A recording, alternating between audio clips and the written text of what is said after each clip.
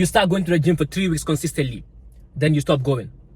And your homeboy who's been consistent in the gym and is in great shape asks you, why haven't you been in the gym for a minute?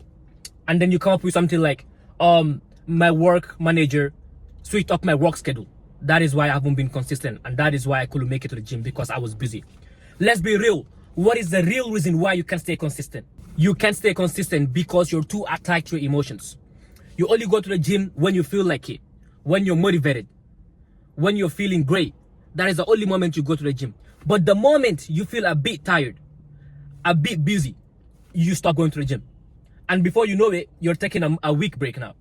And the week turns into a month of not going to the gym. And boom, you've lost momentum completely. Consistency comes when you learn to detach from your emotions or feelings, right?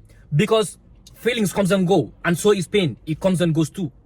But when you push through the things you're supposed to do, regardless of how you're feeling or what your emotions are, that is where growth happens. When I first started my self-improvement journey, right, I was consistent in the gym for 3 months straight.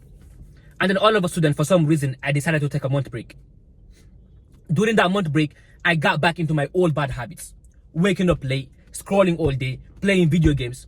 And then I felt guilty. I was like, it's time to get back on track. So I decided, okay, to start hitting the gym again. I thought I was going to get to the level I was before. So I went back to the gym. Boom. I realized that, okay, now I'm starting from scratch again. I had to start from scratch. And it was a lot harder starting from scratch than even when I was beginning at first. So here's what I want you to get from this, right? Whenever your mind wants to slip off from being consistent, just remember the consequences of breaking that consistency. Because if you break that momentum, it will be a lot harder than even when you were beginning. So matter of fact, just keep going, right? Just keep doing what you're already doing. Because at the end of the day, it's just going to help you grow. But being consistent starts with the mindset, you know?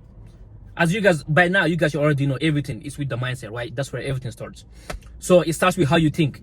So our brain is like this, right? It's wired for this, for comfort, right? It does not like discomfort. So we always want to be comfortable and stuff. So you have to convince your brain, right, to be consistent. Me personally, what I do, right, whenever I don't feel like going to the gym, whenever I'm a bit tired, what I do is to convince my brain that this pain is temporary, this feeling is temporary. Some days I'll be feeling great to go to the gym, and so some days I'm not. So whenever I'm not feeling great to go to the gym, I just convince my brain that, okay, you know what, this is not forever. And it's indeed not forever. I'm telling myself the truth, right? It's not gonna last forever. That pain, at the end of the day, I'll come back home, right, feeling great that I went to the gym, even though it was painful.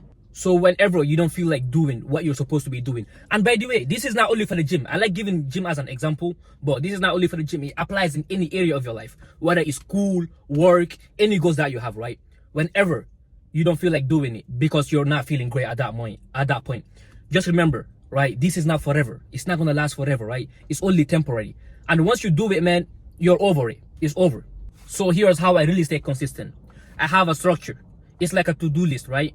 So if I know I've got to go to the gym 4 to 5 times a week, so every day, right, the days I'm going to the gym, I have to make sure that task is written down. Go to the gym. If it's working on my side hustle too, that is also written down.